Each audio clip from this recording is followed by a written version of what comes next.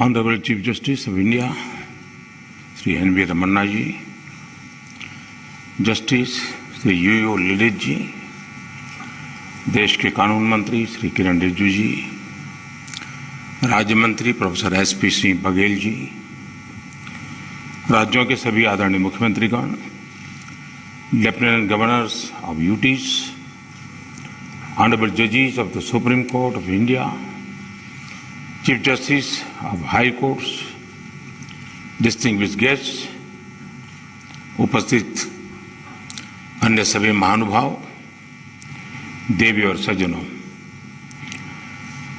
राज्य के मुख्यमंत्रियों और हाई कोर्ट के मुख्य न्यायाधीशों की ये जॉइंट कॉन्फ्रेंस हमारी संवैधानिक खूबसूरती का सजीव चित्रण है। मुझे खुशी है कि इस अवसर पर मुझे भी आप सबके बीच कुछ पल बिताने का अवसर मिला है। हमारे देश में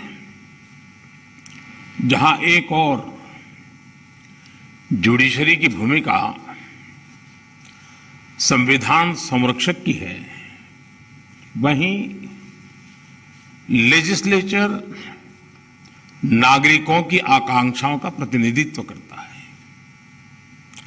मुझे विश्वास है कि संविधान की इन दो धाराओं का ये संगम, ये संतुलन देश में प्रभावी और समयबद्ध न्याय व्यवस्था का रोडमैप तैयार करेगा। मैं आप सभी को इस आयोजन के लिए हृदय से शुभकामनाएं देता हूं। साथियों, मुख्यमंत्रियों और मुख्य न्यायाधीशों की ज्वाइंट कॉन्फ्रेंस पहले भी होती आई है और उनसे हमेशा देश के लिए कुछ न कुछ नए विचार भी निकले हैं। लेकिन ये इस बार ये जो आयोजन अपने आप में और भी ज्यादा खास है। आज ये कॉन्फ्रेंस एक ऐसे समय में हो रही है जब देश अपनी आजादी का अमृत महोत्सव मना रहा है।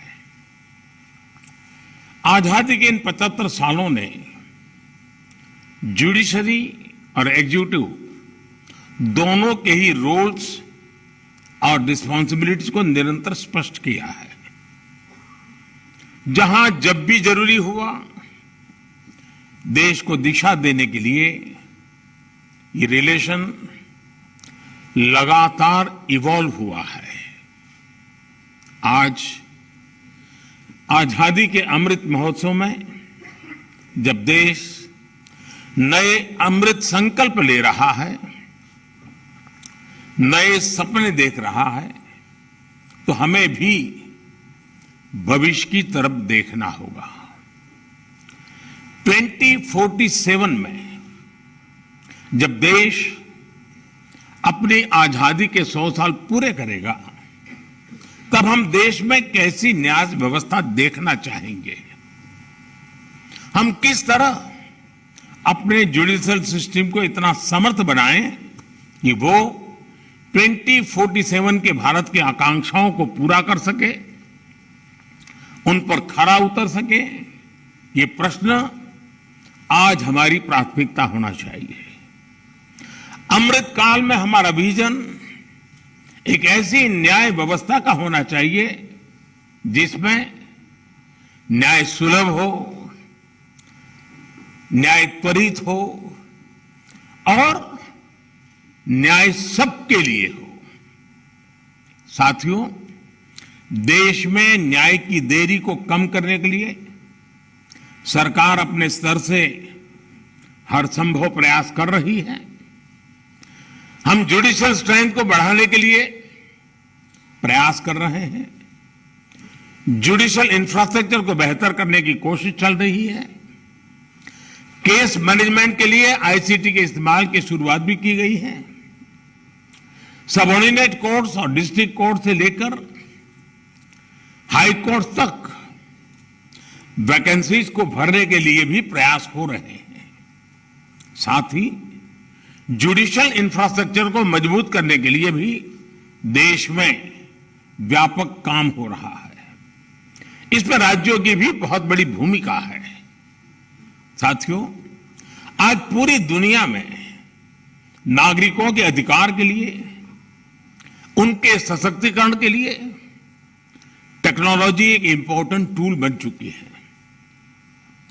हमारे जुडिशियल सिस्टम में भी टेक्नोलॉजी की संभावनाओं से आप सब परिचित हैं। हमारे ऑनरेबल जजेस समय समय पर इस विषय में विमर्श को आगे भी बढ़ाते रहे हैं। भारत सरकार भी जुडिशियल सिस्टम में टेक्नोलॉजी की संभावनाओं को डिजिटल इंडिया मिशन का एक जरूरी हिस्सा मानती है। उदाहरण के तौर पर ई कोर्ट्स प्रोजेक्ट को आज मिशन मोड में इंप्लीमेंट किया जा रहा है।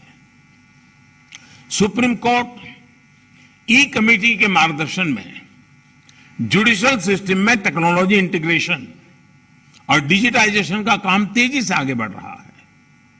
मैं यहां उपस्थित सभी मुख्यमंत्रियों और हाईकोर्ट के सभी चीफ जस्टिस से भी आग्रह करूंगा कि इस अभियान को विशेष महत्व दें, इसे आगे बढ़ाएं।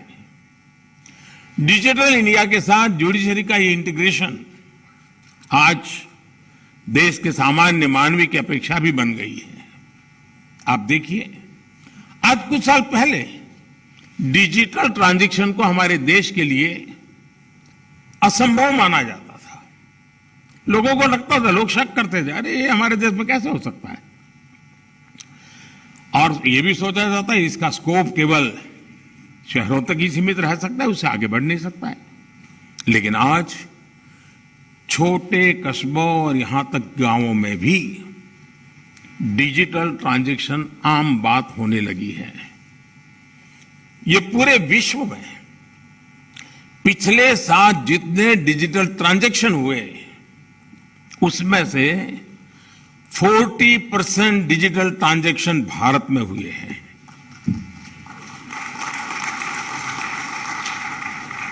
सरकार से जुड़ी वो सेवाएं जिनके लिए पहले नागरिकों को महीनों ऑफिसेज के चक्कर काटने पड़ते थे, वो अब मोबाइल पर अवेलेबल हो रही है। ऐसे में स्वाभाविक है जिस नागरिक को न्याय, तब हम न्याय के क्षेत्र में भी और अधिक गौरव के साथ, और अधिक सम्मान के साथ, और अधिक संतोष के साथ आगे बढ़े। यही मेरी बहुत बहुत शुभकामना है। बहुत बहुत धन्यवाद।